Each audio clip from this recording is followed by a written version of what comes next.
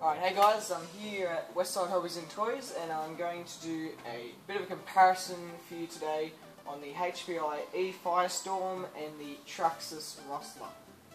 Now, today I'm going to be showing you guys the brushed versions of these cars. And yeah, so looking at the two on the outside, you can see the look of them both. This is actually the VXL body, however the body's going to look just about the same as that. You guys can decide which you like the look of better. Personally, I like the look of the Rustler better, purely because of the tyres. You've got 2.8 rims on the Rustler and 2.2 rims on the HPI, on the E-Firestorm. So, in my opinion, with those rims and with those tyres, it just gives it that little bit of a better look. With the tyres also, they're both running pretty much the exact same sort of style of tyres. Both have ribbed tyres up the front and small pins in the rear. It's a fairly universal wheel tyre option you'll find on most two-wheel drive stadium trucks, and it works pretty well on just about any surface. So moving on, chuck these bodies off for you. Give you a bit of a close look of them. Okay, so these cars are very similar. You will find, speaking about the brands, just to start with, Traxxas and HPI, two of the most well-known brands in the whole RC community. You're going to find that both of them are going to have the best part support pretty much out of any company. They're very, very well-known brands and quite reliable as well. So we'll work our way through from the front into the back, and I'll show you a few differences and a lot of similarities between the two cars. So up the front, both using the same sort of small bumpers you'll find on most stadium trucks. The shocks are quite similar. They're both plastic, complete plastic shocks. However, the HPI shocks use threaded bodies, which means you simply screw down these shock spring holders down the thread, and that adjusts the stiffness of your spring.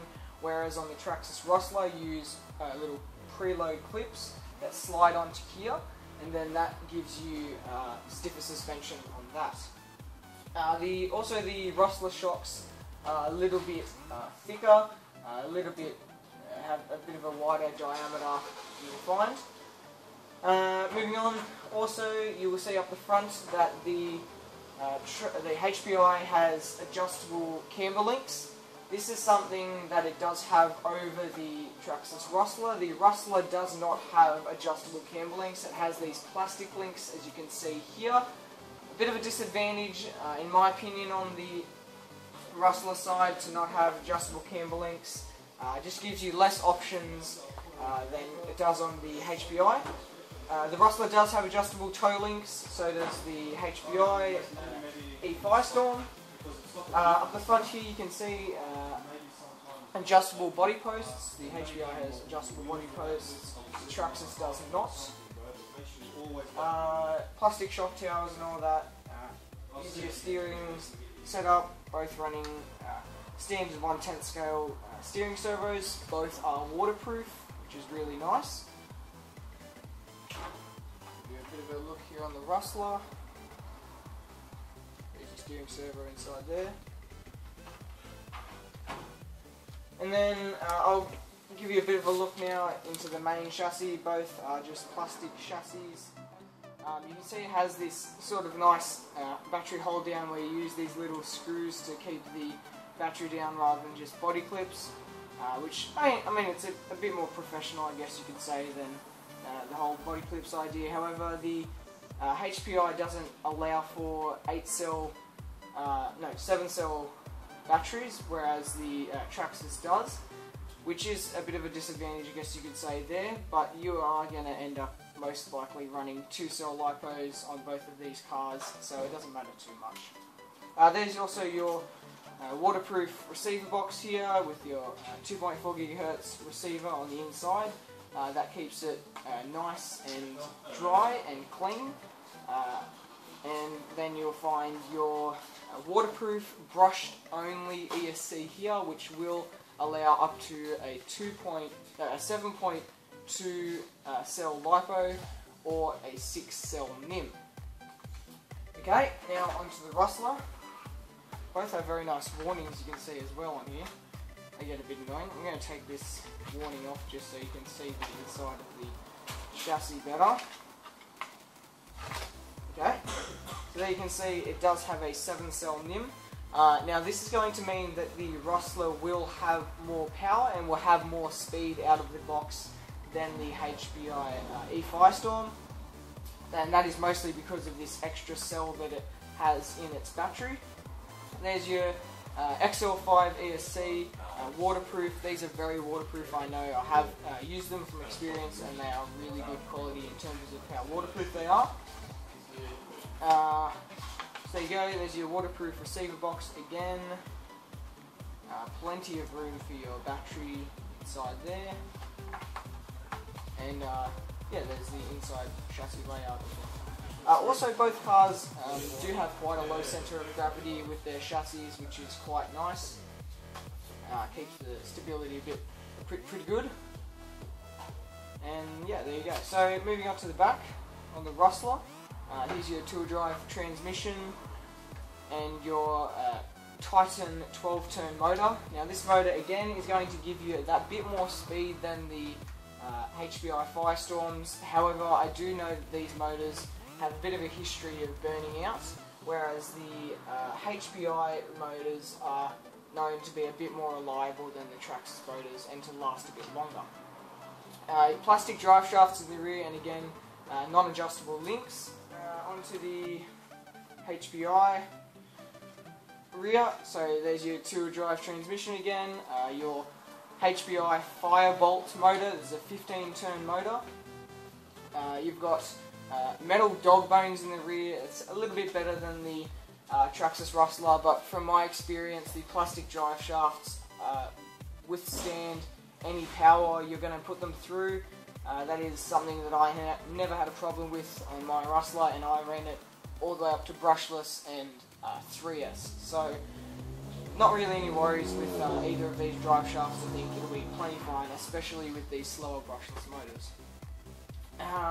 There's your gear cover, your rear tyres, pretty simple stuff. The HPI does have adjustable rear camber links, so that's a bit of an upgrade over the Traxxas Rustler, and also you'll see in the rear that it does have adjustable body mounts, body posts, which means you'll be able to put a few more different bodies on there, just because you'll be able to adjust that more than you will be able to on the Rustler.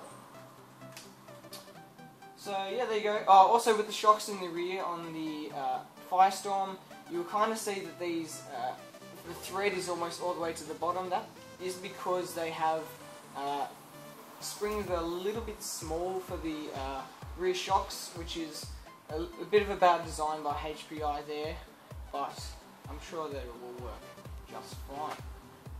Also, something that I need to mention is that the HPI E-Firestorm does have ball bearings all around on the 4 hub carriers, whereas the Traxxas Rustler runs metal bushings, which means there's going to be a bit more strain on the motor for the Traxxas Rustler, so that is an upgrade that you will want to make later on, is to upgrade bearings into the Rustler, because it means they will run more freely. As you can see there, the Rustler does not spin for as long as the HPI one. So that's just the difference between bushings and bearings. But there you go, guys. It's a pretty good look between the two cars. Another notable thing might be that the Rustler is that bit more heavier than the E-Firestorm. I think you'll find the E-Firestorm might perform a little bit better on the track, but overall they are quite similar cars. There is a bit of a price difference between these two cars. The HPI E-Firestorm goes for $299 at WestSide Hobbies and Toys, whereas the Traxxas Rustler goes for $359 at WestSide Hobbies and Toys. Okay, so there you go, guys. Thanks for watching. I hope you enjoyed this video. I hope it was a good comparison for you guys to see the differences between these two cars and really make your decision from what you have heard about these cars on which one you might get and which one you think might be better. And that's about it. these two cars are very good for the beginner. I will let you know if anyone wants to get into RC cars. These are some of the best cars that you want to get. And they're very reliable, they've got lots of parts support, they're quite durable, and you will find that there is help from just about anywhere on the internet for if you have any questions about these cars. And yeah, so that's it. I hope you guys enjoyed it, and I guess I'll see you guys later.